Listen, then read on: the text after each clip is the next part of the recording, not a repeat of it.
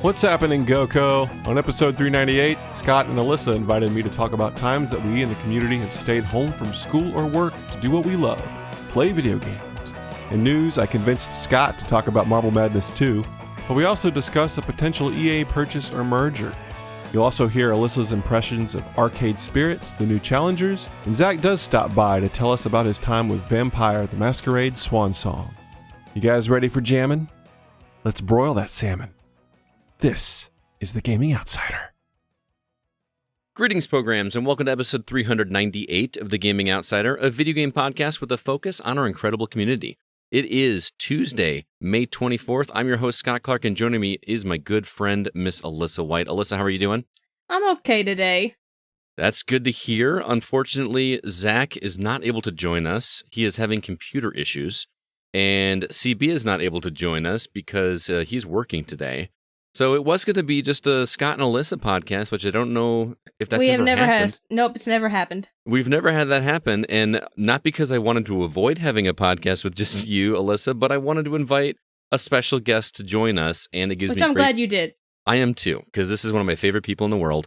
It gives me great pleasure to welcome back to the show, who does all the music for this podcast. Any music that you hear in here is written and performed by this guy. He does lots of video game music. He's even got music that is going to be in a independent film. Please give a warm welcome to Mr. Grant Henry. How you doing, man? I'm great. I am happy to not allow you two to do a podcast by yourself. That'll be some other day. Well, I appreciate it very much. We were talking about it before the show, but I literally texted Grant, 2 hours ago and said, hey, you got plans for the night? Yes, I'm driving in the car, and I stop at the post office, and I have been listening to you all gabbing about a Chris and his deep register, because, he was a little under the weather last week, and then you're talking about Redfall, and I get out of the car, and I look at my phone, and there's your face, and it just had this weird... I feel like I've separated my podcast listening experience from talking to you directly, and they completely overlapped, and I didn't know what, time and space imploded in on itself at that moment. Your brain kind of broke for a minute there, huh? It was the weird. Multiverse. I was like, was I talking to him in the car? Or was I on the podcast? I don't even know. And then 2 hours later, you're actually here talking with us on the show. So yeah, I appreciate you taking the time, man. Just, it's always fun to have you. I feel like we only have you really on at the year-end episode when we do our Game of the Year episodes. So it's fun to do a legit episode with you. Yeah. And I'm very excited to have you. Also, I want to give you a thanks again publicly. Even though I've talked about it on the show in the past, thanks for coming and talking to my class about making music. Oh, yeah. Oh, that was so much fun. It was.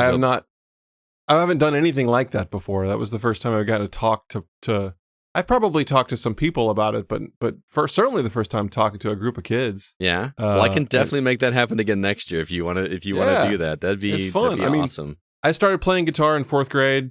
Learned, Paradise City was my first song. Oh, wow. Learned to play on guitar. And so it was just that age range. That's just it was fun to be able to speak to that. And he group. Possibly inspired one of my students to go back and pick up the guitar again because he has a guitar, gave it up, and told Grant that after hearing Grant talk, he's thinking about going back and trying it again. So I'll have to report sweet. Back. Yeah. Here's hoping. Yeah. Here's hoping. So shout out to Fred. Shout out to Fred. Fred, you got this. Well, let's get into talk about some games. We always kick things off with some of the games that we've been catching up on. Not necessarily new games, but Grant, you're our guest. Why don't we start with you? What have you been playing? Yeah, I on a recommendation from you. Yeah, and you had really you'd spoken about this a lot in the podcast as well. I played through Blast Brigade, and I just hate it because I feel like. It doesn't have a lot of the game's great, but I hate the fact that a lot of people just aren't going to play this thing. I feel like it's just sort of flown under the radar completely. It does not have a lot of reviews on Steam. They're all positive, but it's the most fun, competent, basic Metroidvania type game with a really cool character switching mechanic in real time. Mm-hmm. And I just loved it. The music's fantastic. The soundtrack's only available on Steam right now, but I did reach out to the composer just because I didn't know who he was and said, loved it. You should put your stuff up on Spotify and everything. And he's planning on it. But I 100%ed it, man. I went back and it took some work, and it's a long game. It was 21 hours by the time I was done. For a side scroller, that's pretty long. Mm-hmm. And I got 100% before I stepped into the final room and was sad to see it end. So that's amazing, dude. Great recommendation there, man. I'm so glad you loved it, man, because that feels like the hidden gem of the year to me. It's my game of the year so far. It's up there. It's definitely. There are other games like I really like Tunic, but I hated the last third of Tunic, and it sort of soured me on the first part, which is too bad. But I feel like this game, I could play it all. I could keep going, play more of it. So I could too. It makes me angry that I have this mentality of having to get to the next new game, because I really would like to have gone back and 100% of that game, because it didn't seem unattainable by any means. But yeah, I got to ask you, because I don't want to spoil what happens. But there's a couple things that I want to kind of allude to. And first off is the special ability that you get for the main character, which is like the last special ability you get, is like the most Murica thing ever. But it's amazing. But it's absolute tongue in cheek, and there's a sound effect that goes along with it. And I laugh every single time. It's so happens. good. It doesn't really get old. And also look up the sound effect. Yeah, it's pretty good. We'll tell you what it is off air, because if you're not going to play the game, I don't mind ruining it for you, but I don't want I really want people to experience this game, and this truly wasn't the reason I asked Grant to come on the show, but I love that he's also talking about it, because more people need to play this game. It's just so freaking good. It's great. It's a little slow to start, and then once you unlock the second character, and your mobility kicks up, it's tough. It's a tough game. It is tough. The bosses are a lot tougher than the progression is too. I feel like those bosses are just tough. They're very reflexy. And the slow progression of mobility upgrades. Like by the end, you are just smoking, flying around like you're just like a Metroid game, as it should be. Yeah. So it checks all the boxes. And then there's even like a little twist at the end that alludes to a sequel. There is. We'll see what happens. I don't have a feeling it's not doing all that well, considering it took a lot of. I was trying to read more about it and after the fact, and just noticed the lack of gameplay and reviews and stuff. And so I don't know. I hope it does well. I do too. But I don't know why. Maybe it's just marketed poorly. But this is like seriously a game that people need to check out. It's just so good. Dig that one.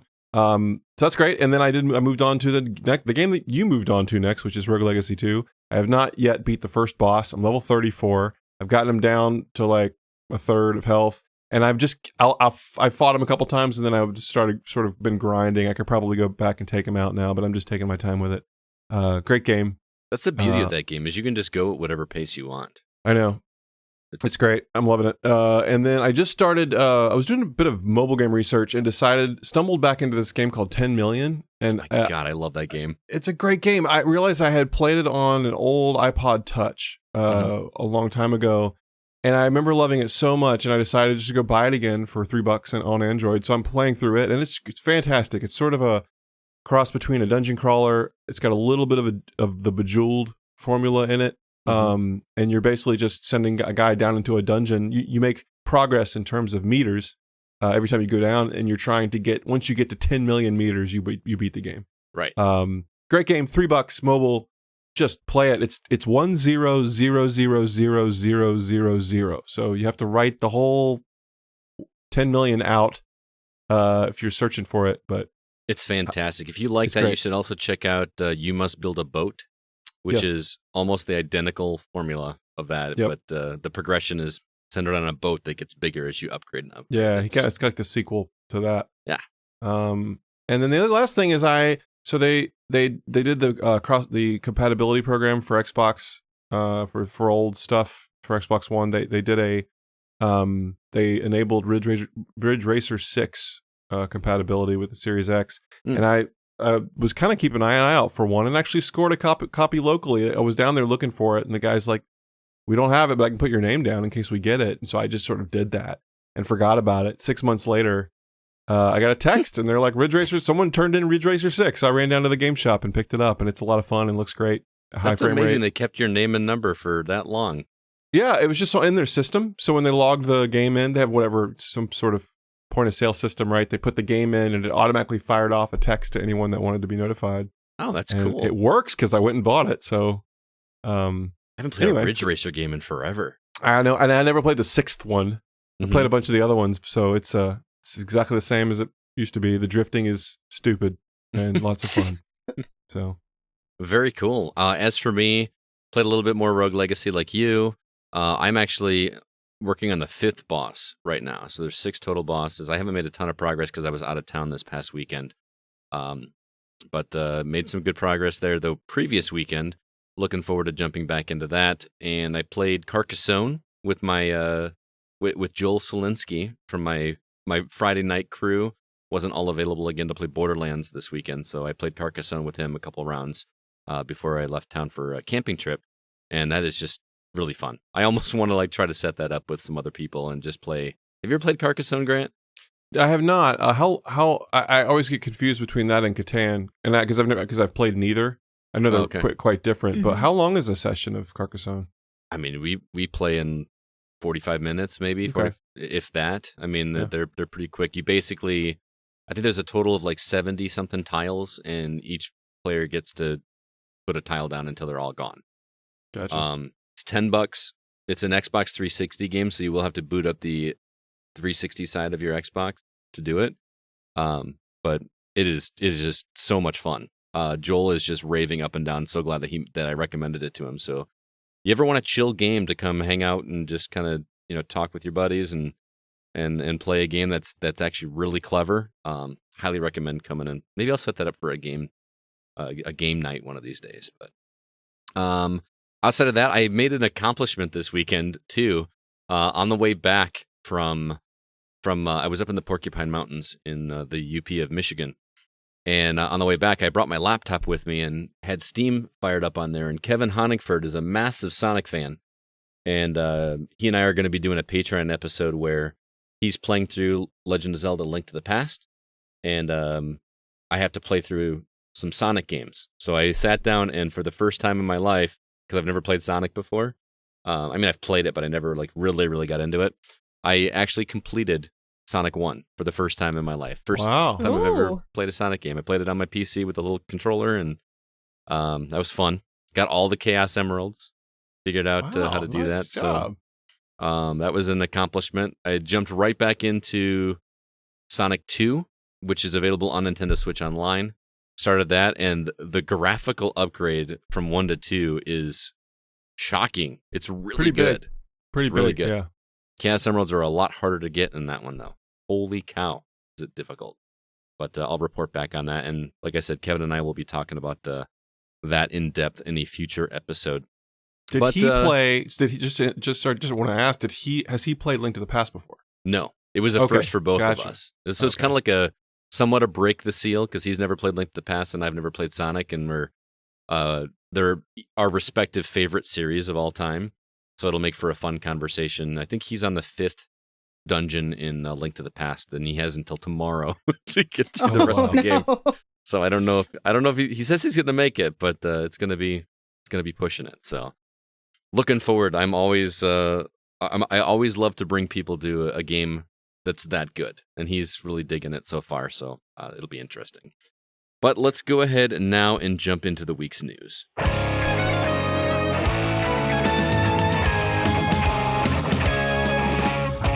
Quite a few stories to talk about. First off, we had the announcement of Modern Warfare 2. It was announced today, actually. It will be released on October 28th, and there is a teaser announcement on June 8th.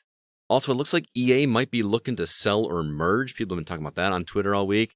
And the original Siphon Filter will be getting trophy support on PlayStation Plus when that releases.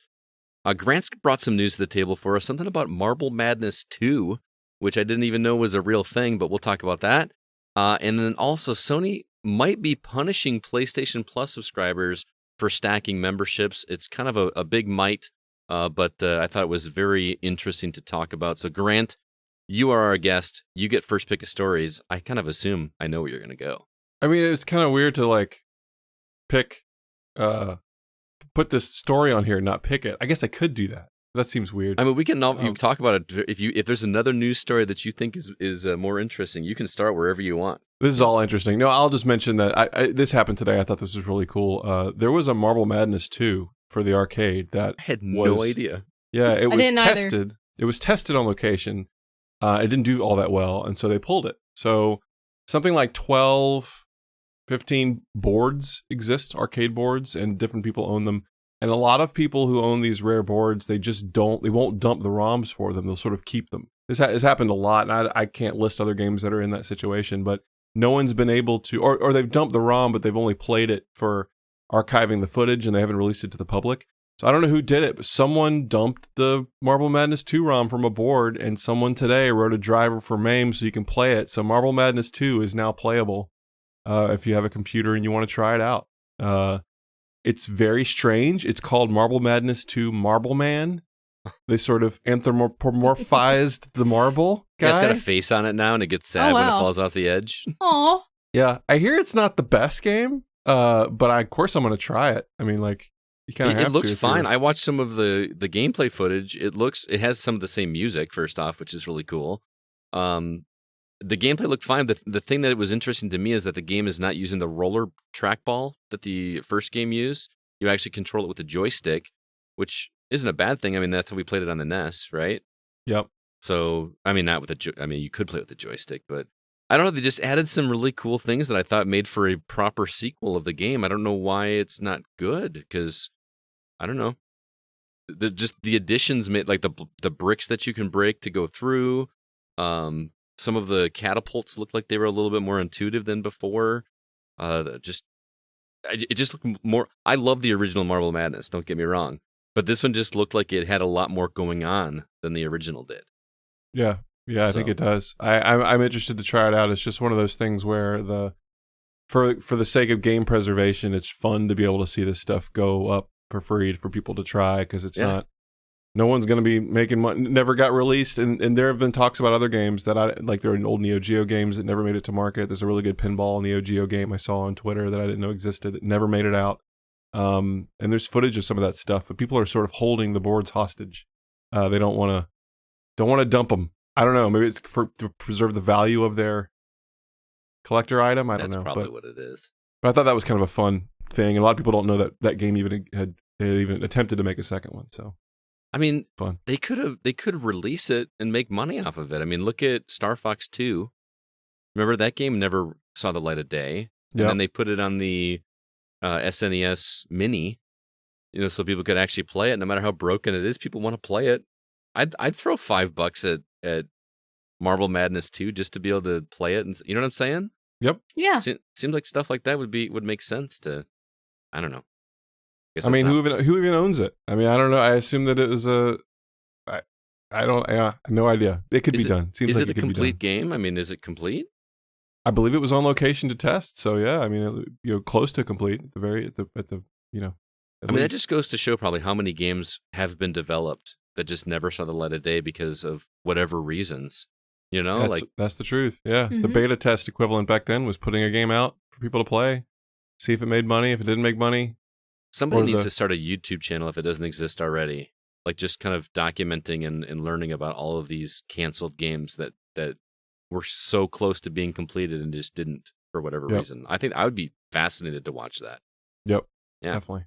Yep. Well, was there another story that stuck out to you wanted to talk about before I pass it on to Alyssa? Oh, you can pass it on. Okay. Yeah. All right, Alyssa.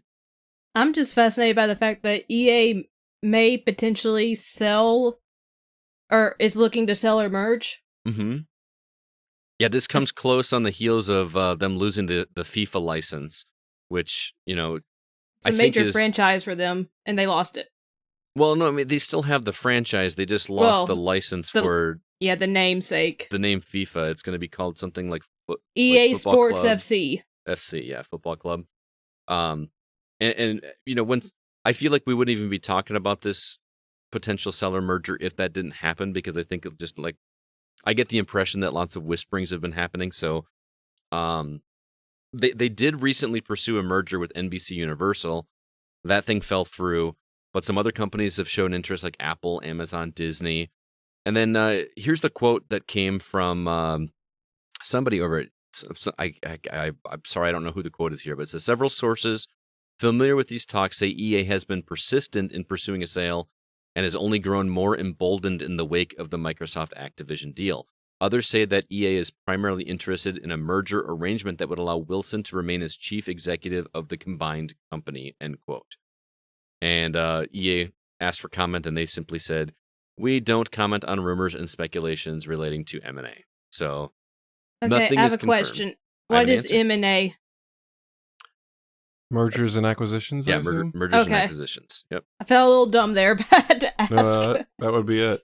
That would be... No, yeah. So, I mean, I feel like this year has been the year of acquisitions and purchases and mergers, and this would be a huge one. EA is huge. No matter how for sure. much people don't like them and some of their practices, they are still very relevant in our industry. In our industry, like I'm part of the industry, but that would be huge. I mean, I feel like Microsoft cannot bother looking right now because they're already up to their elbows in whatever's going on. Yeah, they got Activision. Bethesda, Activision. Yeah, and then you have people screaming Monopoly again. I could see Sony. I don't know if Sony's got the pocketbook for that though.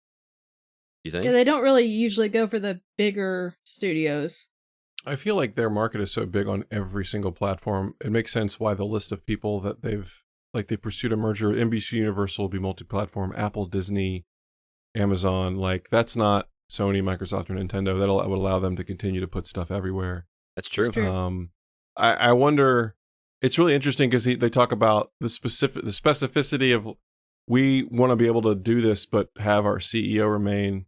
Is sort of like they just want to merge with a company but still remain EA. Mm-hmm. So I would see this to maybe if something happens, it would if Disney did pick them up, maybe you wouldn't even, if the news didn't come out, you wouldn't even know. It's still EA for years to come, right? They're just part of another business.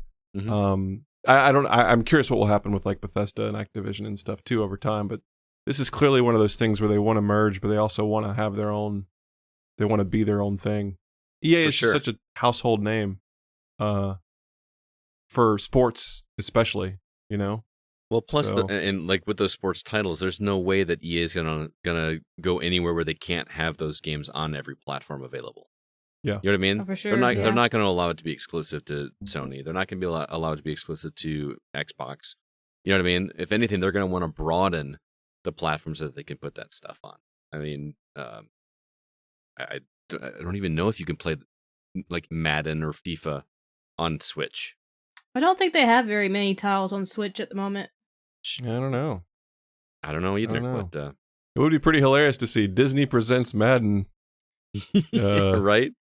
Would kind of make sense because EA had the Star Wars license for so long before they eventually allowed other studios to make games with the franchise.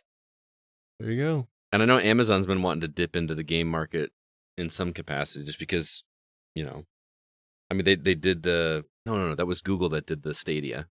They've got the MMO out that everyone likes, but I can't remember the name. Is it New World? One World or New World or something like that? I think it might be New World. Yeah. I haven't They also have that. They have their own service. Don't they have isn't like Luna or something? Yeah, it's Luna. Yeah. Is that an active thing? Is that a thing you can do? To my knowledge, it is, and I looked at it, and then I just never went any further to see how it worked, but it's a streaming thing, so that would definitely get people to sit up and take notice of Luna if they made it. It would, a Luna thing.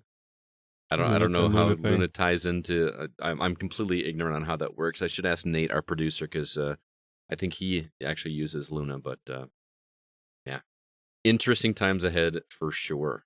I want to talk about this Sony deal because, and this might fall under the rumors and speculation, but you guys know that new PlayStation Plus membership tier that they've got going, where they're going to have streaming games and demos and all this kind of stuff going on.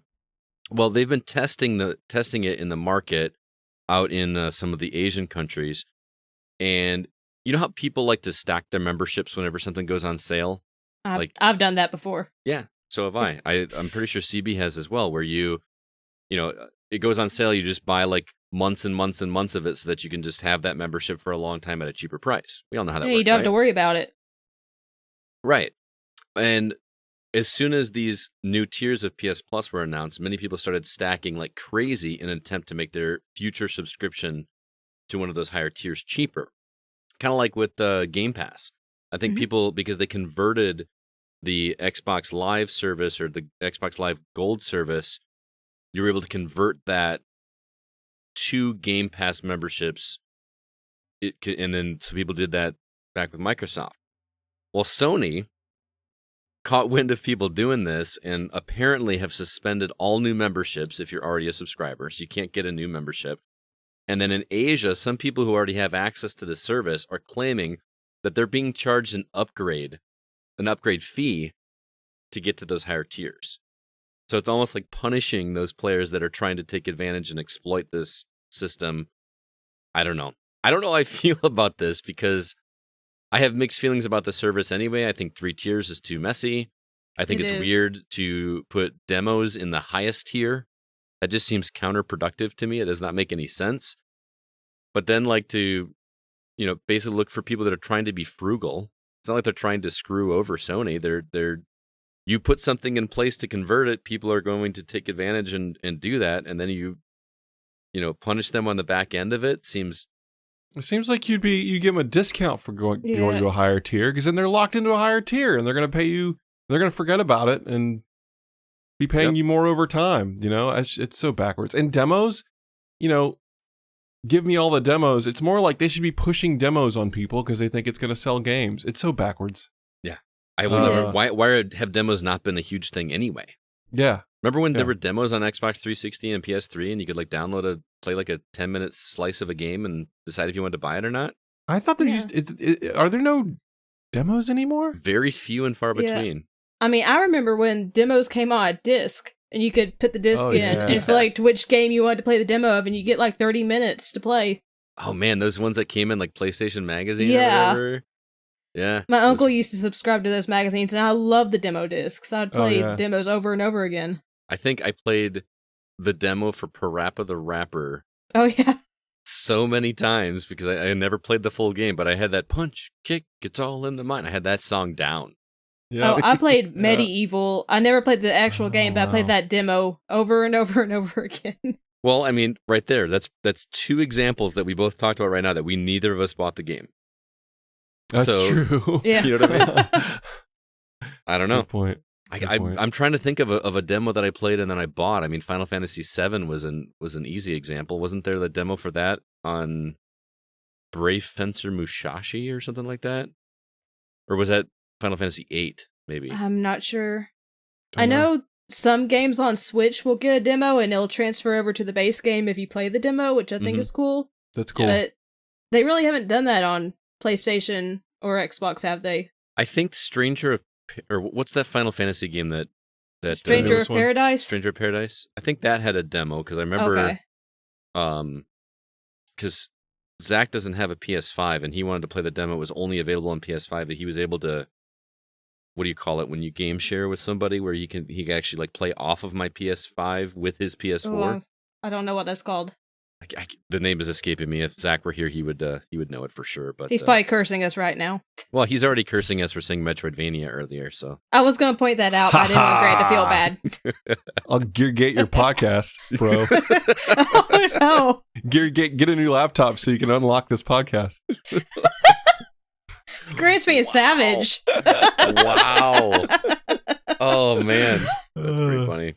No, I texted him to ask him the name of that term, actually, a couple months ago. I was like, what was that thing Zach said?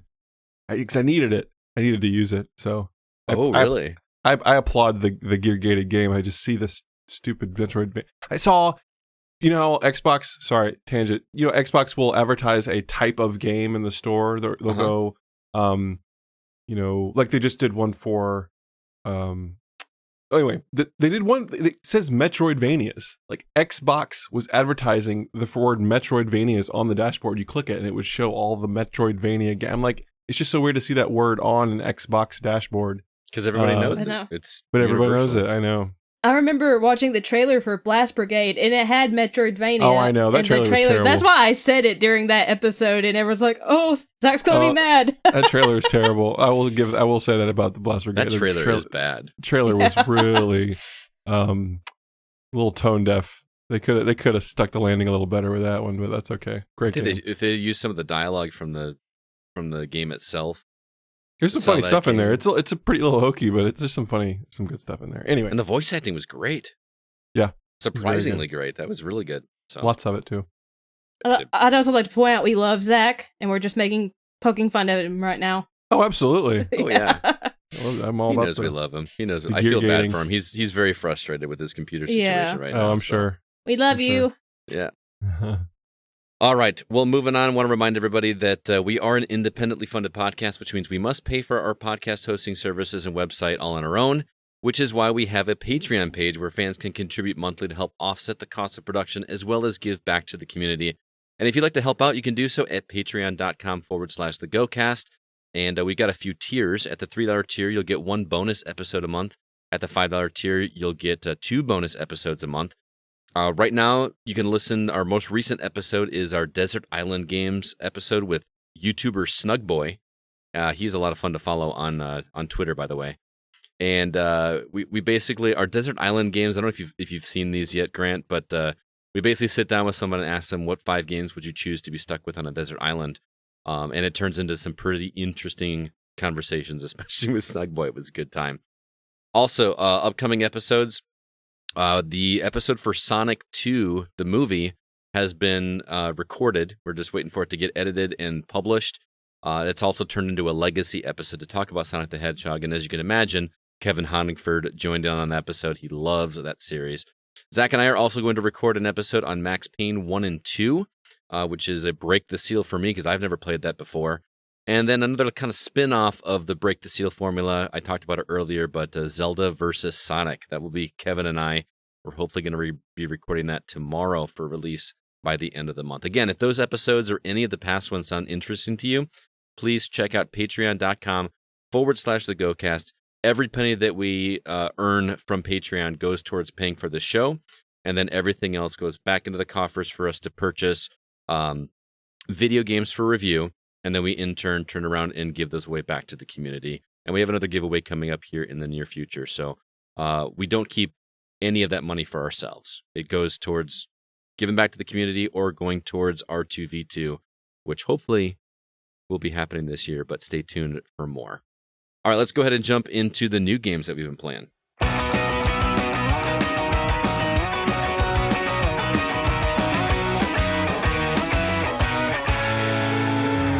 So this is the portion of the show where Zach usually reads off the new releases that are coming out, but he's obviously absent, so I'm going to be reading them. I'm looking through the list here. I don't see any crazy Japanese names that I won't be able to pronounce, but I'm sure Alyssa will correct me just in case I mess something up here. So first off, on PC, Hard Space Shipbreaker comes out on May 24th.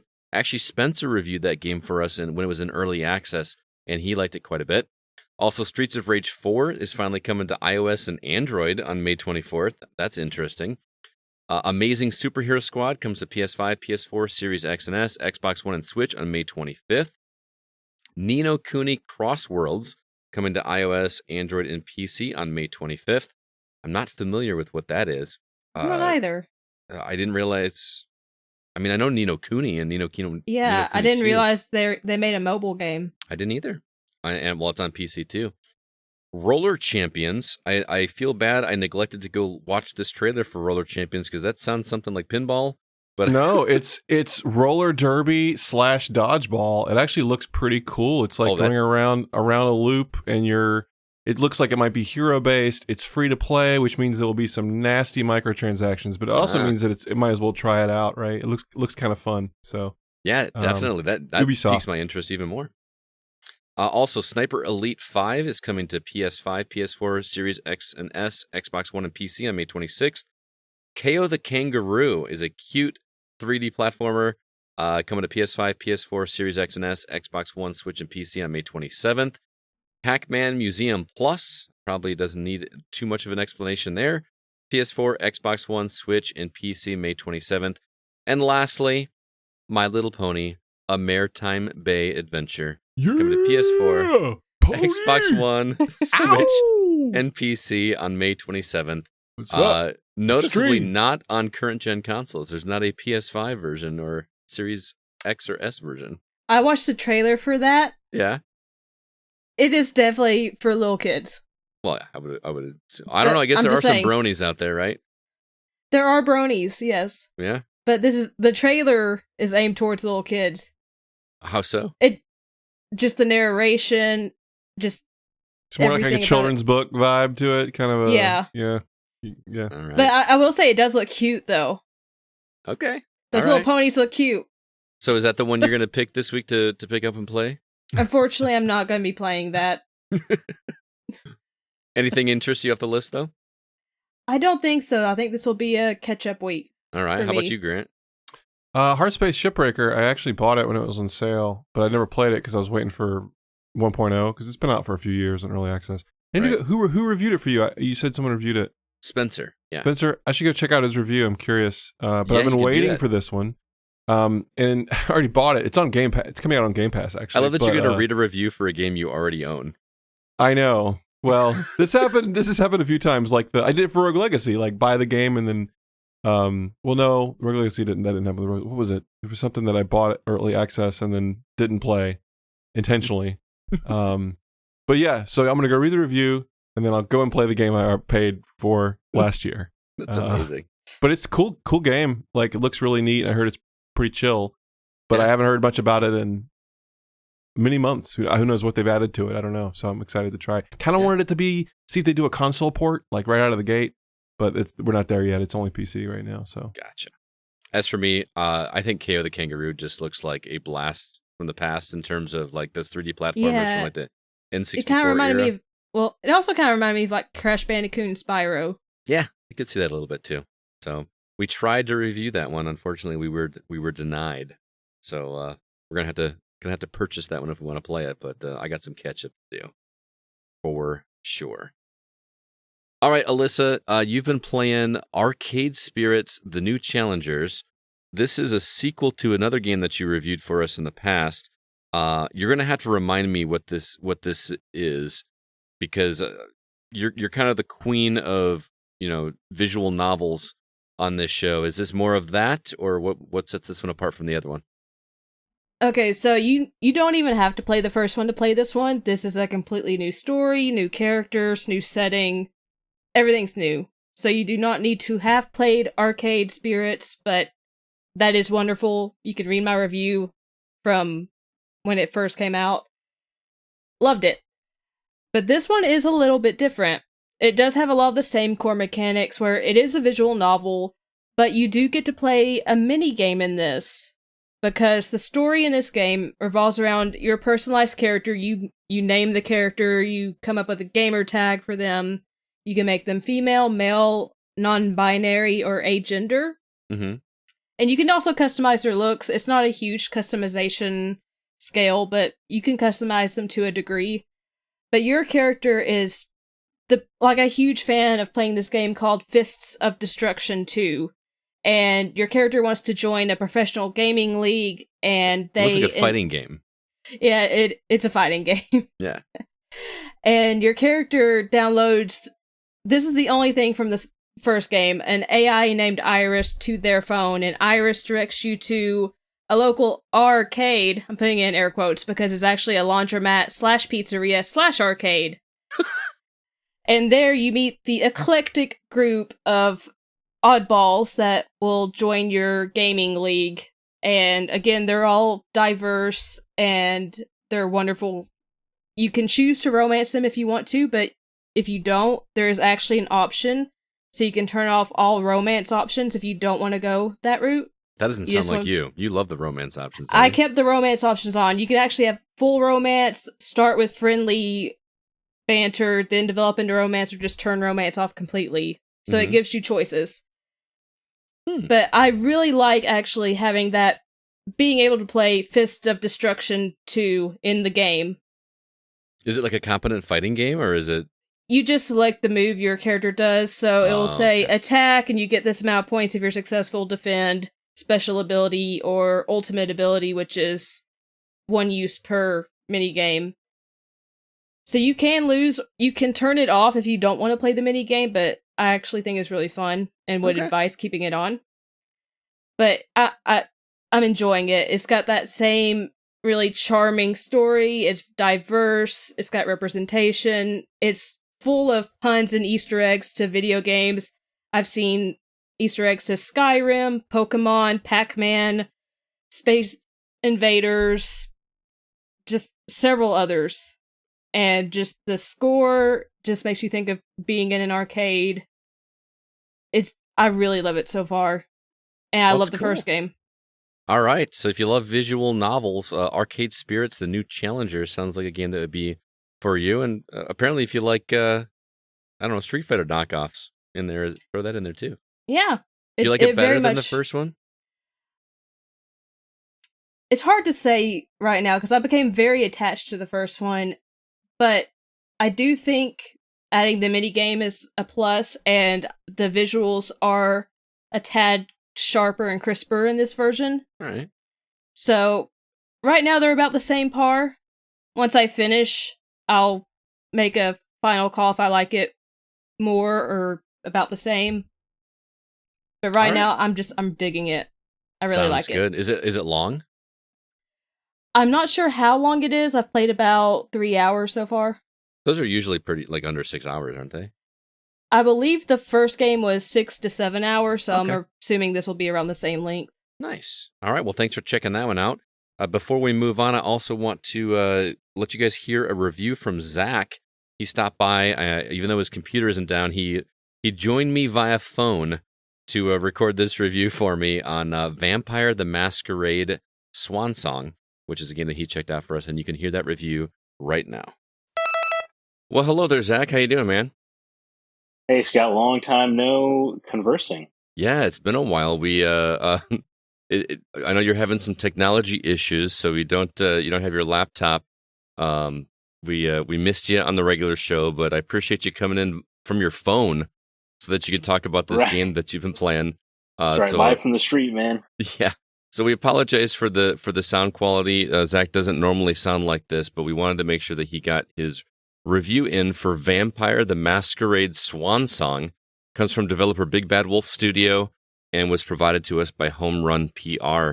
I'm intrigued by this trailer because I really am not sure what's going on. I know you're big on a vampire kick right now, but the thing that stood out to me on this trailer was the character models.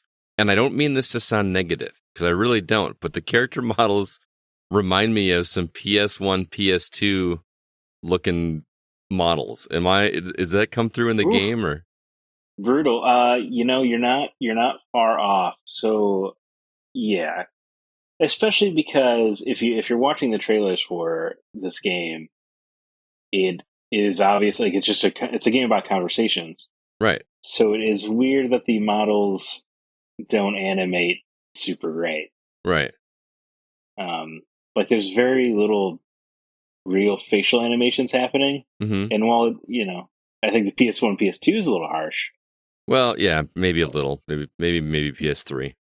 But it is very, like we used to give Telltale Games a bunch of crap back in the day for their technology. Right. And like this kind of feels worse than that. Ooh, okay. But that's kind of where I'm having trouble caring about the game and the characters. I guess I should probably set it up a little bit more. But the general crux of it is it's hard to feel invested in the characters and the story when they emote like an early PS3 game. Right, which is interesting coming from you, who is not a graphics guy ever. Like, right. You know what I mean? Yes. And in fact, I'm famous for not caring about graphics.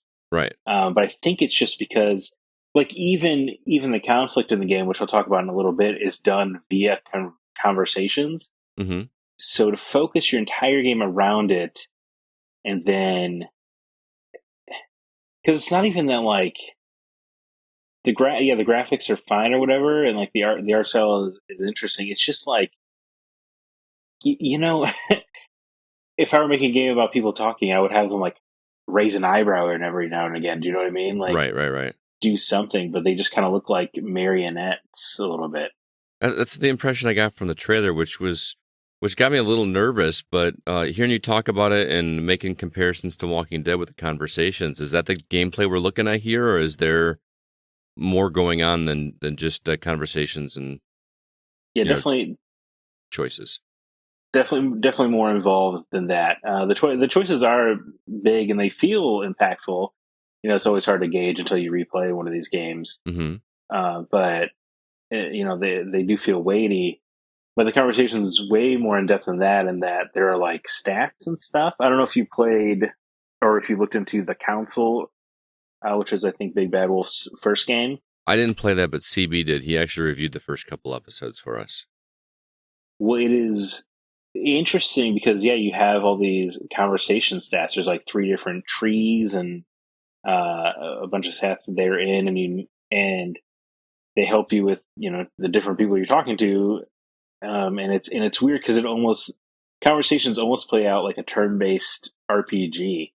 That's interesting. Like, so you've got like a charm stat, you've got an intelligence stat.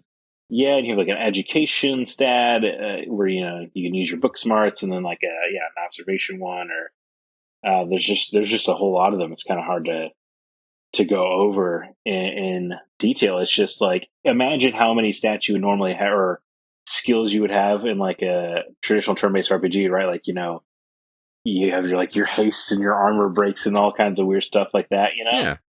Mm-hmm. Like think about like that kind of involved, but it's played out with conversation. And you'll even have these almost boss fight encounters where they'll put these little diamonds at the top of the screen, and you can either get a check or a cross basically, and it'll be like you can fail one dialogue in this conversation or something like that. Okay. So if you do it with only you get the 2 out of the 3 or whatever, you can get more information out of that character, or maybe you'll convince them to help you out or whatever. There's a bunch of different ones, but if you fail, then you get less information, and you're gonna have to do some extra legwork basically. Are these dialogue choices timed like they were in Walking Dead, where you have like a limited amount of time to make that decision? It's funny to say. They must not be, because I'm not thinking about it. Mm-hmm. But I haven't noticed one or the other, which is kind of funny. But I assume that means that no, they are not timed. It doesn't feel like that kind of pressure. No, I got you. It just makes me feel like this is a game where I could come across a thing and I don't know which decision to make. I could just look it up and choose the right decision that's going to pass the conversation. You know what I mean? I guess so. But your stats are going to play into it, because if someone is more educated than you, and your conversation leads to a part where you need to know, like, the family tree of the vampires in the area. If your character simply just doesn't know that, then you can't really win that. And there will be things are, it'll be like, you can see your stats and it'll be like, you have a 70% chance to win this conversation, basically. And then if it ends in a tie, it just comes down to a dice roll. Oh, wow. That sounds like a lot of moving parts going on there. Let's back up a little bit. Oh, go ahead. I was going to say, not only that, but it actually does feel tense, because the game seems to autosave after every piece of dialogue. Mm-hmm. So you can't, because as many of us gamers do, when I failed the conversation, I was like, well, time to reload. The game does not let you do that. Interesting. Okay. I want to back up just a little bit, because I don't even know what the story is in this. Is this yeah. Is this like a game in the series, or is this a standalone game? And what's the story here? So Vampire the Masquerade is based on the Heart of Darkness pen and paper role playing game, which I think you might have played the Werewolf game last year that takes place in the same universe. Werewolf the Apocalypse, I think it was. Yeah. I think that takes place in the same pen and paper setting, like a Dungeons and Dragons sort of deal. Right. And yeah, so they have their own set of vampire rules and stuff. And there's an incident at the beginning of the game that takes place. A bunch of vampires gather to the nightclub and basically got wiped out. You got a hit taken out on them. Blade showed up. No, not quite that violent. Oh, not quite that violent. I wish. But because of that, it threatens the Masquerade, which I guess in this universe is the concept of vampires hiding their existence from humans. Mm-hmm. So you play as these 3 different characters who each investigate that opening thing in a sort of a different way, and it leads them down different paths, and they kind of cross over here and there in interesting ways. Like there's they cross over in such a cool way, actually, where like early on, there's one of your characters, MM, is trying to secret away her girlfriend, but this other character, Alyssa, you'll find out when you play as her, she actually listened in on that conversation. Mm. So now you have a decision as Alyssa to be like, well, do I cover for this character or do I, try to go with my vampire code? It's kind of an interesting way to overlap because each character has their own motivation, right? So do I play the main character or do I try to help the other characters out or whatever? It's kind of interesting. That does sound interesting. It is the not only is the graphics not that super great, but the dialogue is not exactly exceptional either. In terms of voice acting or the actual how it's written? Like like the actual words that the voice actors, bless their heart, are doing their best. Okay. But they're not always working with the best stuff. So it's kind of hard to get into the story because of that as well. It's kind of like great ideas, flawed execution sort of deal. Gotcha. And it doesn't help, like, I don't know anything about Vampire the Masquerade or this pen and paper role-playing game or whatever. Mm-hmm. And they just drop you right into the thick of it. There's no catching up, which I'm sure is great for fans, but their vampire lore is like just so different than vampires generally. Like stakes don't kill a vampire in this world; it just paralyzes them. Oh, okay. Which I think is dumb, but that's gonna vary. So somebody gets stabbed with a stake, and you're like, oh, well, there goes that, and you're like, oh no, they're just paralyzed. What happened? You just whip the stake out, and then like anything can kill a vampire as long as they get damage dealt to them fast enough, which I'm sure makes a lot of sense for pen and paper rules, right? Right. But, but seeing it translated, it looks a little silly. I find it interesting that because we've talked in the past of, like, as an example, Brandon Sanderson's novels, the Stormlight Archives, where that kind of dumps you in without really giving you an explanation. You just kind of experience the world. Why is it a turnoff for you here with Swansong? I thought this exact same thing, and so I have been trying to self-reflect to figure out the difference.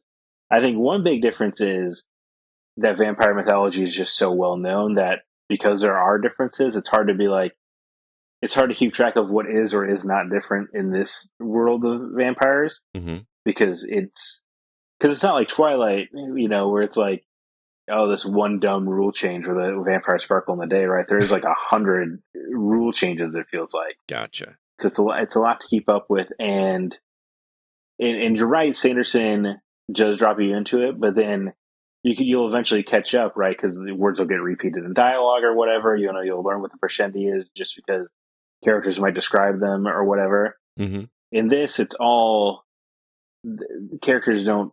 It's not written smartly enough for you to feel like you can catch up, because there's like an encyclopedia in game where you can read up on all of the terms and everything. Mm-hmm. But it's like a mountain. Yeah, it's not fun because you think about like Mass Effect, which didn't have a fun codex, right? Mm-hmm. But it's because everything was like a paragraph at most, maybe two. Right. But like this thing is just like it'll be just paragraphs and paragraphs. Gotcha. And because every modern game is obsessed with having the tiniest text possible on the screen, it's just such a nightmare to read. It's just not fun, like you said. So what else is going on gameplay wise here besides the dialogue choices and decisions? I mean, that's close to it. The rest of it is just kind of scouring the environments for interactable things to click on, like point and click style. Okay. There's no all the action is done via cutscenes or decisions you make. Mm-hmm. So you're basically just scouring the environment. The general setup is you'll go to a level, you'll investigate it for things you can click on, and that'll give you more information for the conversation, basically. So you're just it's almost like an investigation thing, basically. I mean, that's not a bad thing. I just, it's interesting, a game about vampires, that you're not doing vampire-y things outside of conversation. And I knew going into it was going to be an investigation-style game. I think the pacing, you know how much we talk about pacing on the podcast. Mm-hmm. It just feels off here. Like, it feels like every level I've played has felt like it's twice as long as it needs to be. Oh, wow. Okay. Because you'll do the investigating or the conversing or whatever, and you, the player, you can have figured out everything that's happening or whatever, but you still just kind of have to go through all of the motions, which might be interesting if the mystery felt thicker, I guess. I don't know, I feel like I'm being overly negative, but the game has like a lot of good ideas, but I just don't think it succeeds in many of them. Gotcha.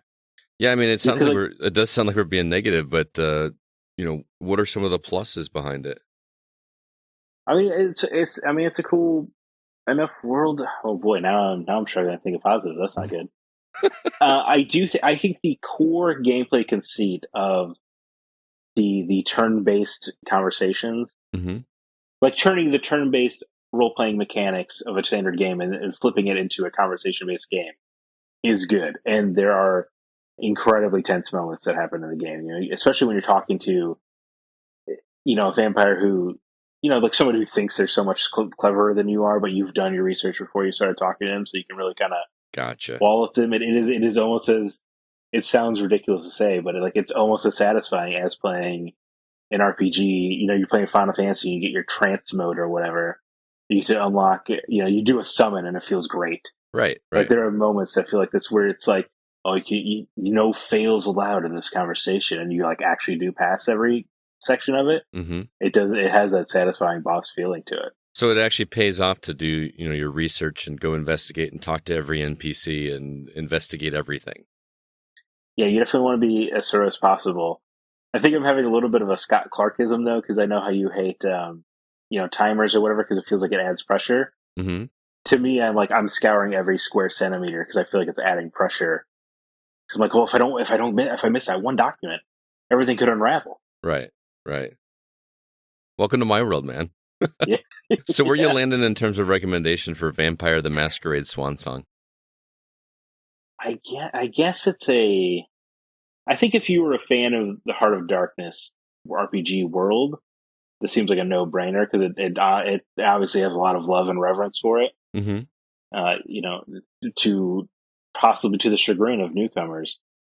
But I think, honestly, man, in today's world, it's kind of hard to recommend it because there are a lot of interactive story kind of games, and this just isn't really excelling at it. Honestly, it makes you really want to play The Council. Oh, interesting. Because I wonder if that's. Because I don't remember CB talking a lot about investigations and stuff. So I wonder if it's more about just the talking. I can't speak to that. I don't remember. It's been a while since I talked to him about it. I just think if the levels were shorter, I think the game would be better. But the pacing is difficult to get into. It requires a lot of homework if you're new to the universe. So I just think there's going to be better options out there for a lot of people. Fair enough. Well, thanks for checking it out, man. I do appreciate it. I'm looking forward to the written review, which I know you want to finish the game first before we do that. Always, yeah. And man, good luck on getting your technology taken care of. We look forward to having you back on the regular show again soon. Yeah, I miss you guys. Miss it all. Yeah, we miss you too, man. So we'll talk to you later. Enjoy the rest of your day, and we'll hopefully catch you next week. All right. See you, man. Later. Bye. All right, Zach, thank you so much. It was good to chat with you as always. Moving on, I want to remind everybody about our social media outlets. First off, you can find our Facebook group at facebook.com/groups/thegocast. I do my best to keep that updated with news, funny articles, or anything video game related that I can get my hands on, and it makes for some good conversations over there. Also, our Discord, there's a link for that in the show notes that you can join. And we would appreciate it if you did, because we got a pretty good community over there as well. Also, drop us a review if you get a chance. We've got lots of places you can do so, and one of those came from Apple Podcasts. Nate Wilcox left us a review that he titled, "Amazing Content from Some Amazing People." And he says, "I was searching for a video game podcast for a while, and when I came across The Go, I was pleasantly surprised with great sound quality, a solid script that makes each week familiar, but in a good way, and a crew that is friendly and relatable. All around, a solid podcast with great hosts. Thank you so much, Thank you so much, Nate. And if you would like to hear your review read on the show, drop us a review. If I find it, I will read it on the show for you, and it helps us get the word out there. Also, our website is thegamingoutsider.com. You can find all of our episodes if you're not listening to it on a podcast catcher right now. All of our written reviews and any editorials that we get out there as well. We would appreciate it if you check it out. Again, thegamingoutsider.com. Let's go now to our From the Outside In topic.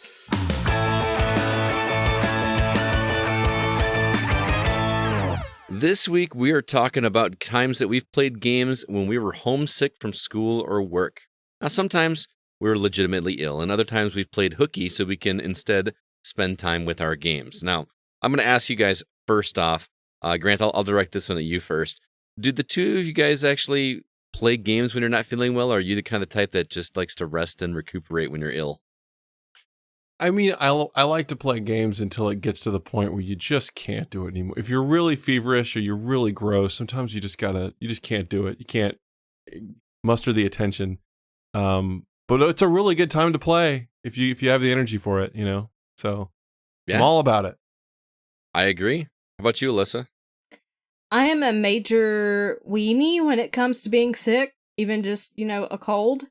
So I don't really play games if I'm feeling bad. I just, for some reason, can't muster up the energy, so I usually just end up reading or just watching something on TV and just sitting in my misery.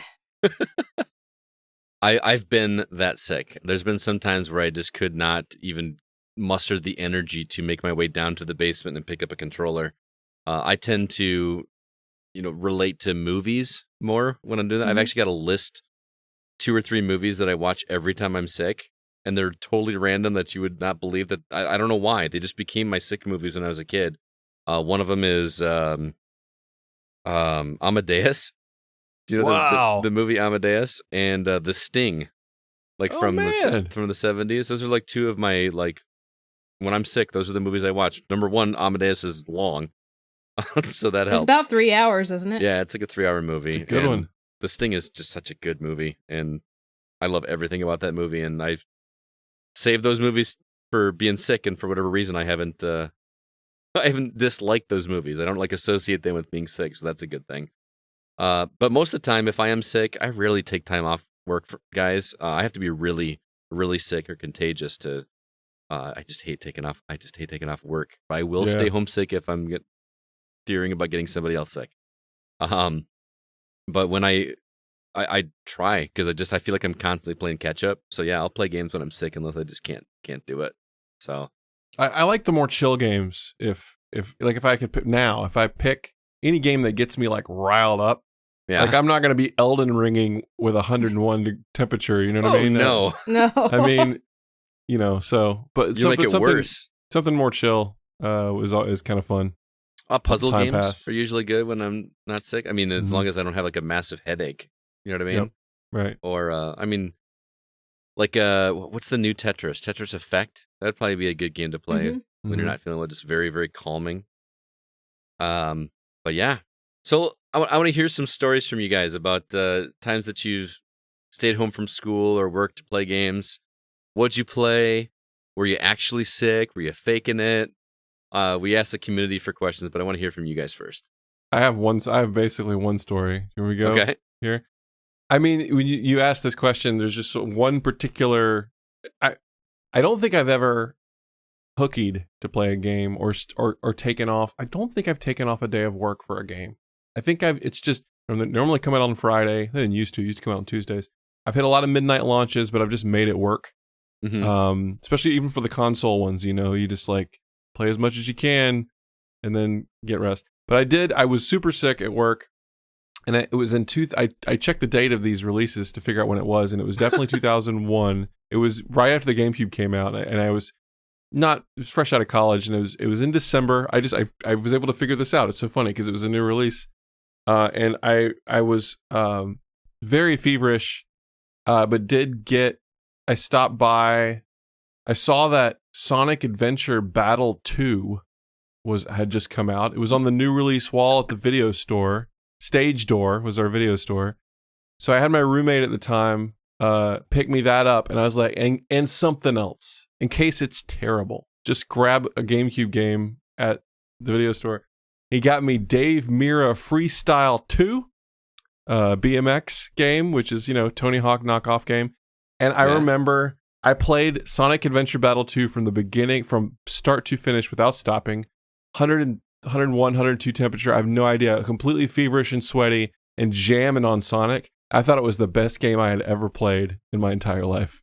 Wow. Completely feverish and bouncing around and running through a 3D environment. And I thought it was amazing. Have you played it since? No, it's a fine. I mean, I've played. That was sort of the beginning of the new control mechanics and stuff. I'd never played any of the other adventure games, so. But I thought like the lock-on stuff was real fun. It was just fun to play. It was sort of a button mashy game. So absolutely sweating my butt off and playing Sonic Adventure 2. And I don't even remember Dave Mira. Other than, I mean, I remember playing it, but I don't know how much I actually played it. I think I liked Sonic 2 more. So yeah. Absolutely feverish, freaking my roommate out and playing Sonic Adventure Battle 2. That's amazing. Is my story. Before I pass it on to you, Alyssa, I want to throw one in there just because it kind of relates. I didn't fake sick because I don't really fake sick at work, but we can take personal days at work, and I took a personal day so that I could play God of War, like on like the most recent one. I totally like took a personal day from school so that I could play God of War. And the day before I was supposed to not be at work, my sub canceled. And there was nobody to cover my class. So when that happens, it's technically not my problem because I put in the request, long enough ahead, but I just couldn't do it because, then another teacher has to take my class, or they split up my class into, 2 or 3 groups and they stick them into different classes at different grade levels, or they have the principal or somebody cover my class for me. And I just was not going to do that to play a video game. I just did not feel like that was the responsible thing to do. So I literally brought my PS4 to school, hooked it up to my TV in my classroom, just so that I could download God of War while I was at work, so that it would be ready to play when I finished.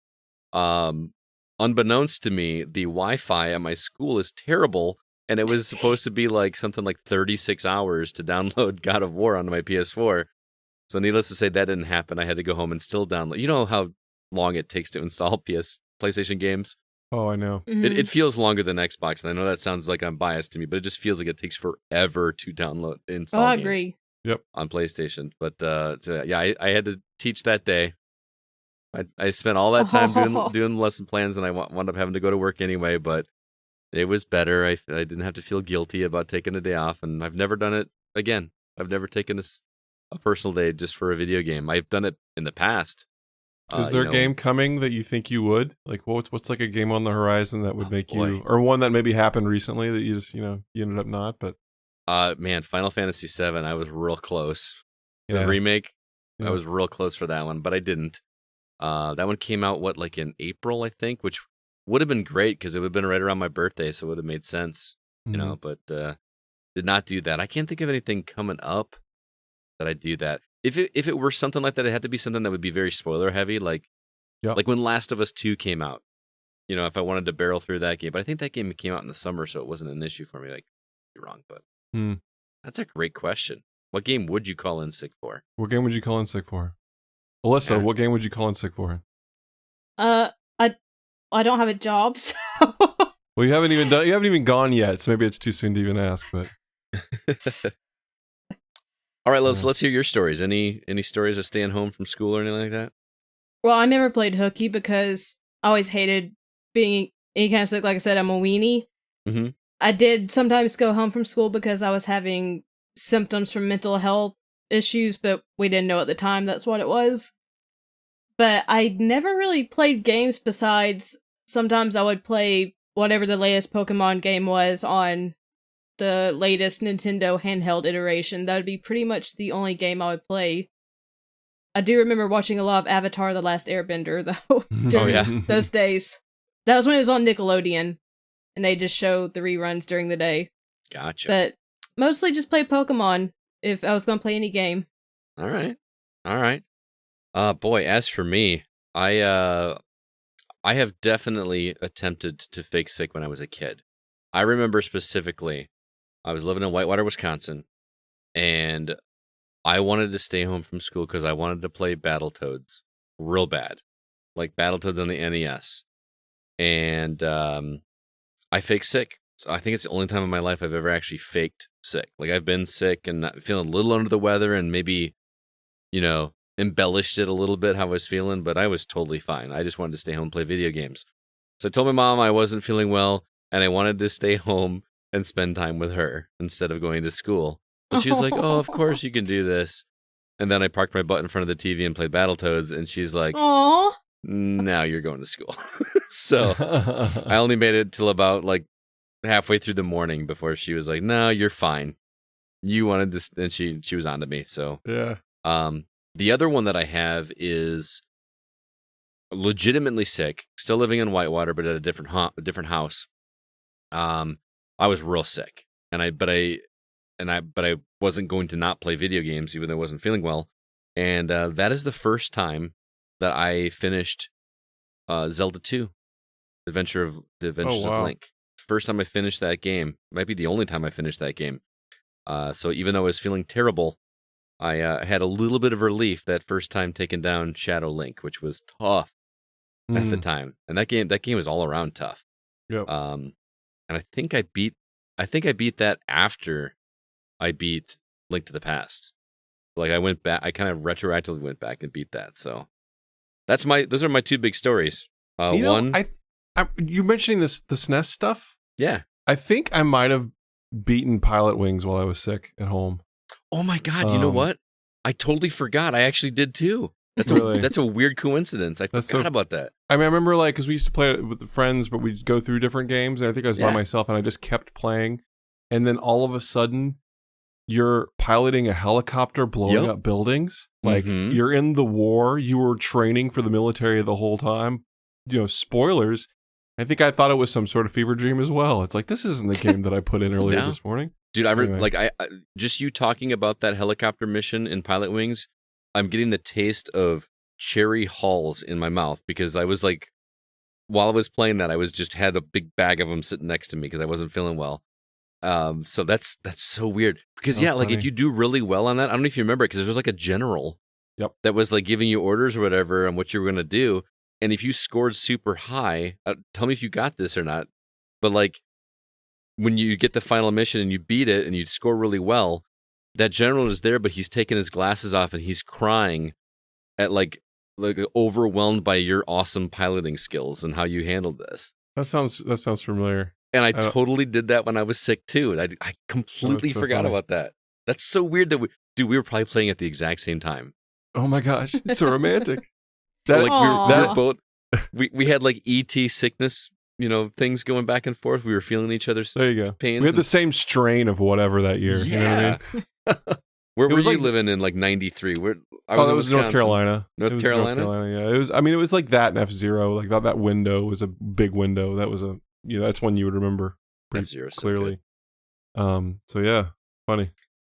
Well, those are my stories, but we asked our community for stories as well. And Grant, again, you being our guest, I'm going to let you take the first one. I know somebody, I didn't edit these, so you may have to, remember we're a kid-friendly show, so I don't remember which one it is, but Alyssa warned me and I forgot to change it.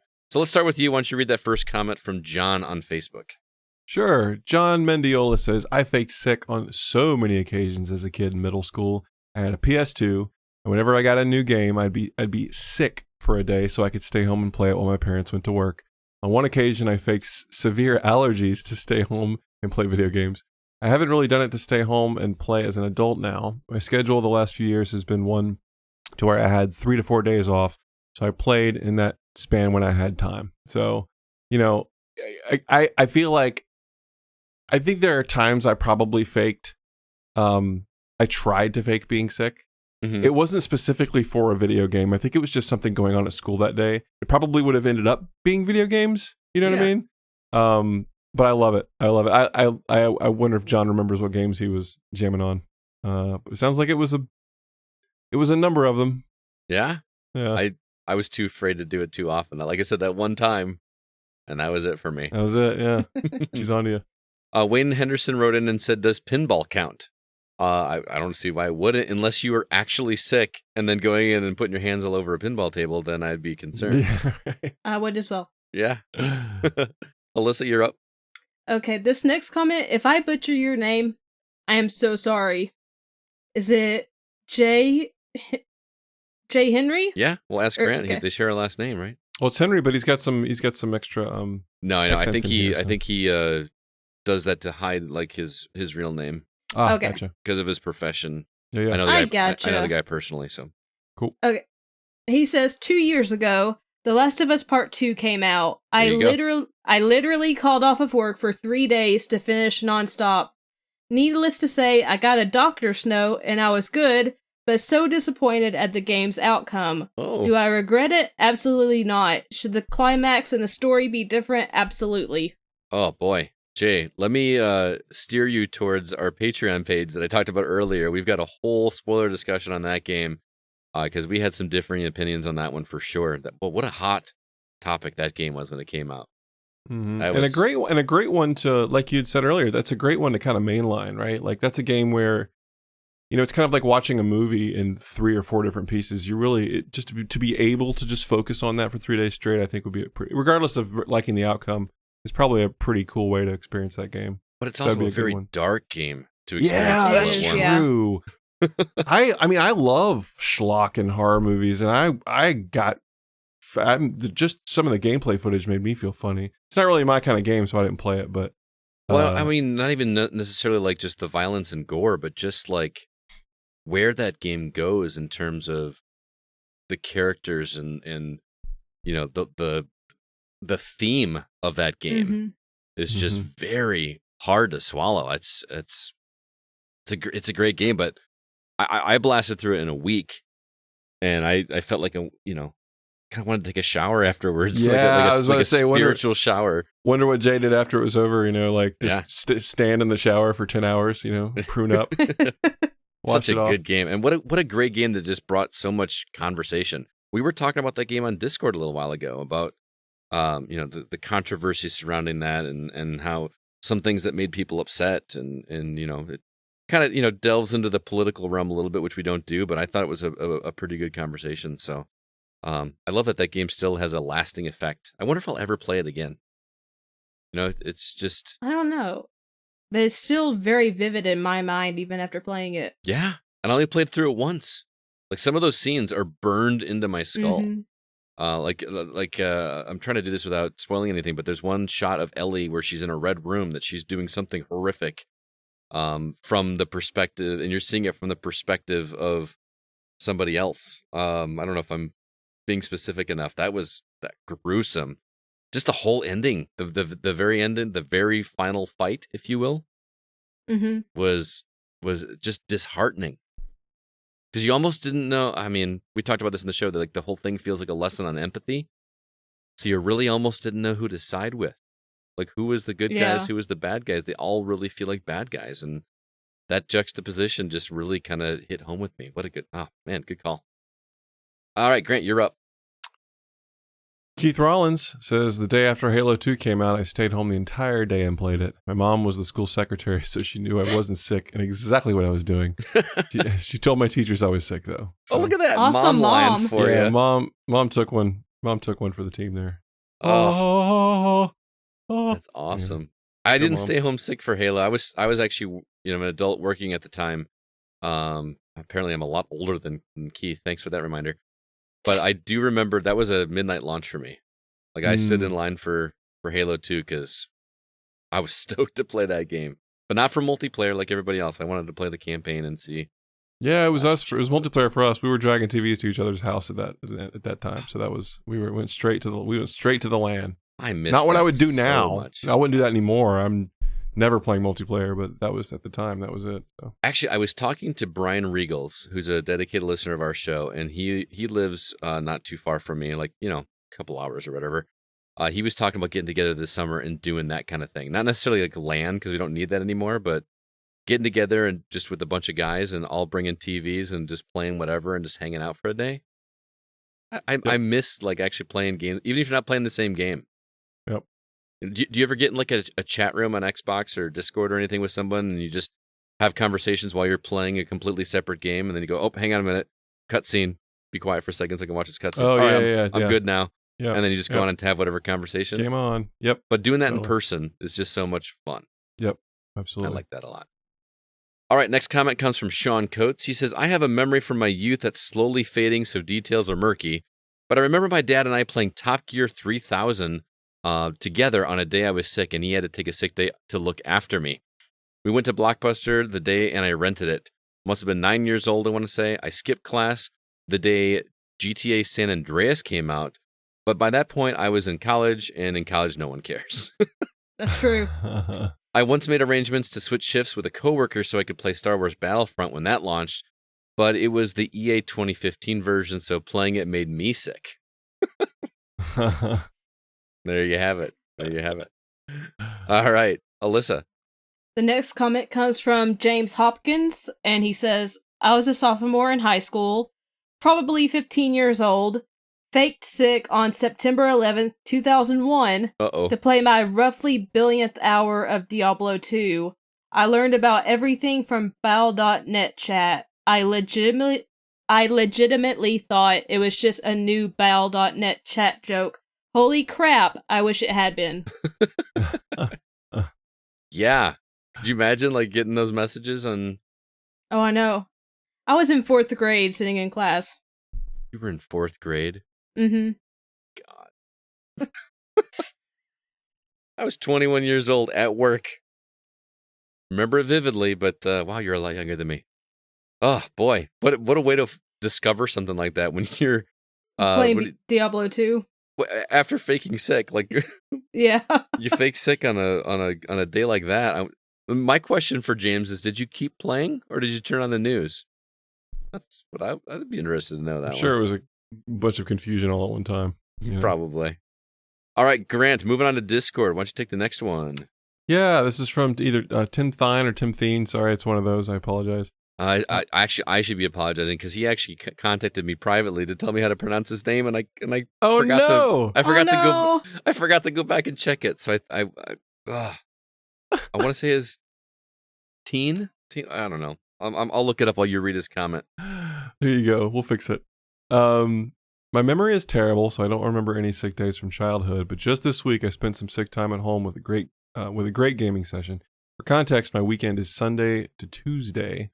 I'd started Fallout 4 during my normal weekend, and as much fun as I was having, I knew once I played again I wanted a break. Well, I started feeling bad on Monday and took Wednesday off, so out of the blue I started Psychonauts 2. My gosh, what a delight.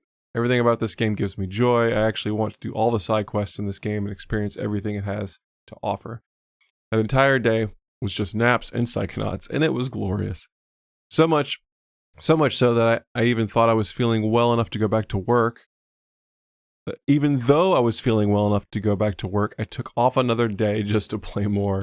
I ended my session with the first part of that trippy color level where all I wanted to do was throw on Lucy in the Sky with Diamonds. If you've played, you know what I'm talking about. Nice. I do know what he's talking about. That level is very trippy.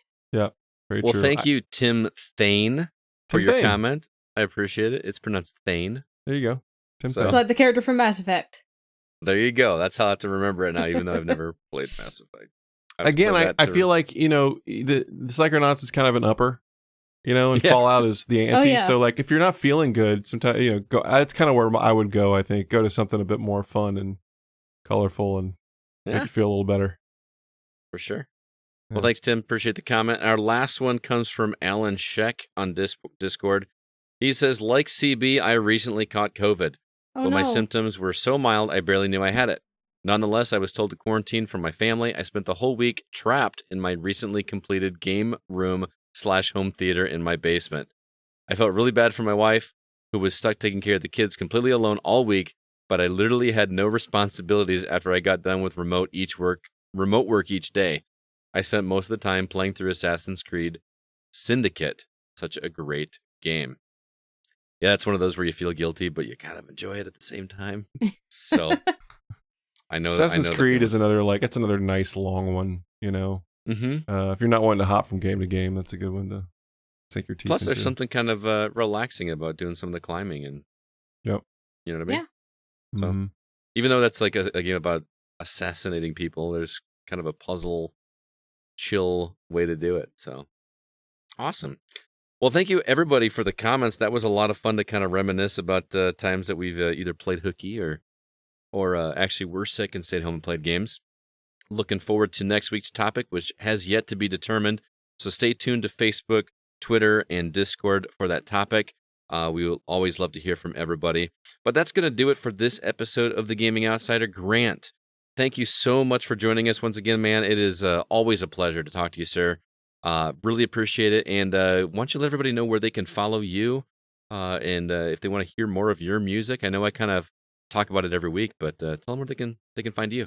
Yeah, I'm Stemmage everywhere. So Stemmage on Twitter, stemmagemusic.com, Stemmage on Spotify. I've put a number of different songs out recently, so you can head to one of those or to my Bandcamp and check out stuff that's been put out recently. Another song coming probably early next month. Don't know. Probably. Likely. Nice. We'll see. Let me know, man. You ever need some crappy vocals on any of your stuff? Crappy. Just let me know. I was just looking for some crappy vocals today. Were you? Funny you should say that. No. All right. Well, let's talk off the air. We're going to do stuff. I can't wait. How cool would it be to show off to my students, like, hey, look, that guy you just said he recorded this and I recorded it with him. Well, I guess we did that with the Green Day cover. And they'll be like, no, you didn't. They didn't believe it was me. Of course not. Totally didn't believe By it. the way, Scott's not a crappy vocalist. He's very good. Oh, he's great. It's fantastic. Oh, my students think I am. Yeah. Even it's so out of context. It's like seeing you at the grocery store. It's like, you're not real. Yeah. Mr. Clark only exists in this room, you know? Yeah. So, it is weird when you meet your teacher outside of That's school. very It's true. like, Yeah. you exist Like, elsewhere. whoa, am I doing something wrong? It's like seeing it's funny. All right, and you got any recommendations and non-video game related that you'd like to recommend anybody? Anything that comes to mind? Oh, wow. Come back to me. Can we do Okay, that? well, we'll come back to I'm you. trying to think. There must be something. Alyssa, how about you? Anything that you've been checking out this week? I'm about halfway through reading The Invasion of the Body Snatchers by Jack Finney, and I've watched both of I think there's been 2, there might be more, but both of the major film adaptations and loved both of them. But the novel is just so well written and captivating, and everything comes much more to life just reading it. Mm-hmm. Jack Finney, I've never read anything by Jack Finney, but he's such a wonderful writer. And for this book to be 67 years old, it feels like it was written today. Wow. It's just so incredibly well written, and the movies never really gave me a feeling of dread or anything, but the book, it just kind of seeps under your skin, and reading about the pod people and all this stuff happening, and people thinking their father, their uncle isn't their father or uncle, but they look and act the same way. It's incredible to read it. And I'm really excited to finish the novel and to see if the ending differs from the film version. I'm really enjoying this. That sounds fascinating. I'm totally intrigued. Wow, that came out of nowhere. I'm like totally want to put that on my. It's got to be on Audible, right? I can listen. I'm to that. sure With it it's being got that to be old. somewhere. All right. I got a recommendation, and I hate to sound like a broken record, because I talk about Coheed and Cambria so much, but they shadow dropped a brand new single last week off of their new album, which doesn't come out until the end of next month now. I think they pushed it back to the end of June. But the song is called Comatose, and if you have not checked it out, if you're a Coheed fan, you've probably already heard it. But shout out to Kevin, who actually alerted me to this song before I caught wind of it myself. Guys, it's so good. It's just amazing to me that this band has put out 4 songs off of this album, and they're all 4 have solid hooks, and they're all just so well produced. And like, rarely do you get an artist that, outside of Stemmage, of course, that has at least 4 solid songs on one album. It's just, and so far everything they've put out is something that I just purely love about it. So yeah, I cannot wait for this new album.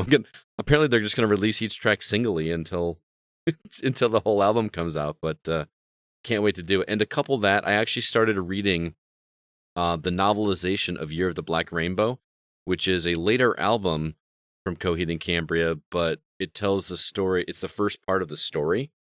So I'm actually going back and reading that. I hope whoever wrote it isn't listening. It's not the best written, but it's a really interesting story, and it's only like 300 pages or something like that. So it's pretty short, and I'm really enjoying it. Surprisingly, Coheed and Cambria themselves have only appeared in one chapter so far, which is interesting because I thought they would be the focal point. But as of now, they're just kind of like minor characters that were introduced at the beginning. So yeah, Year of the Black Rainbow, and check out Comatose by Coheed and Cambria. It's really good. Grant, did you come up with something? I did. I was in the mood for a documentary series. Maybe it was last week, and I decided to try The Last Dance, which is the Michael Jordan. Yeah, the Michael Jordan. It's Michael Jordan, but it's also the Bulls in their prime. The three-peat All-Star series. Yeah, All-Star series in the 90s. And if you're of the age, even if you weren't a basketball guy, like they were just a part. Like Michael Jordan was the most popular person in the world for a window there. He's the reason that we have so many people named Jordan. Like, interesting. Like to this day, there are students. There's at least 3 or 4 Jordans at my school right now. First name. Wow. Huh. Yeah. Crazy. Well, I mean, we're near Chicago, so. Oh, there you go. That's certainly part of it. Yeah. But it's just a really, really wonderful story, and the footage is incredible. Like it's all this amazing. Basically, the camera crew was allowed to follow them for a year. It looks like it was filmed now, but it's this great old footage, and it goes back and forth between the story of their seventh year going for a championship, and then the history of Michael Jordan's history and growing up and everything like that. Quite good. The guy who made it also made the Andre the Giant documentary from years ago, which I thought was super good. So I thought I'd jump in. And he also did one about the SpaceX all-civilian mission around the Earth, the orbit mission. It came out last September. It's like a 5-episode series. So I'm absorbing all this guy's documentary stuff, and The Last Dance so far is super good. So I'm not even a basketball dude, but in the 90s, NBA Jam time, I was all about it. So absolutely, man. And that's where this is definitely it's for me. I haven't watched that series yet. My wife did, and she raved about it. Did they cover the part when Jordan had the flu during a game and he refused to not play? Was that in the documentary? Oh yeah, it's in there. That is just insane to watch. Yep. He just looks like walking death. Yep. And he's still putting up all those numbers and won the game at just absolutely insane. They tell a story about him breaking a foot and then playing when he shouldn't be playing. Like he was the most motivated individual ever, and the footage of some of the stuff he did. There's a reason that people were like, what? This doesn't. No one should be able to do this. This is just insane. So a lot of fun. Cool recommendation, man. I may have to. You sparked my interest to go back and give that a shot. What platform is it on? Do you remember? It's Netflix. Netflix. Okay. Yeah. Easy so if you just like good documentaries, it's good whether you're basketball or not. I think it's 7 episodes. It's good to have a feel-good documentary. 6. Everything else is like true crime these days. It seems like. Yeah. I love true crime. Don't get me wrong, but I love true crime. Says Scott Clark. Put that on the billboard. Anyway, I love true crime. Well, thank you everybody out there so much for listening. I want to remind you that The Gaming Outsider is produced by Nate Lucas, and all the music you hear is written and performed by Mr. Grant Henry of Stemmage and Metroid Metal. What's that website one more time, Grant? StemmageMusic.com is where it is. Thanks again to both of you guys for being here. Everybody out there, please be sure to email us if you have any questions or concerns. Our address is feedback@thegamingoutsider.com. Until next week, I'm Scott Clark with Alyssa White and Grant Henry, and we are The Gaming Outsider. And remember, there's no such thing as a bad game, just games that aren't for you.